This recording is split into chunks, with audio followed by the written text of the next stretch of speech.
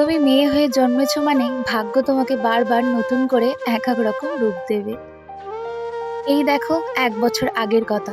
সরস্বতী পুজোয় বন্ধু-বান্ধব নিয়ে সকালবেলা ঘুম থেকে উঠে কত সাজগোজ, কোন শাড়িটা পরবো, কেমনভাবে সাজবো, বান্ধবীদের সাথে কোথায় যাবো, কলেজ না স্কুল, এইসব ভাবছিলাম। আর এই বছরটা দেখো, কত বড় মাথায় দায়িত্ব। আজ আমার পাশে কোনো বন্ধু-বান্ধবীও নেই, আর কেউ নেই।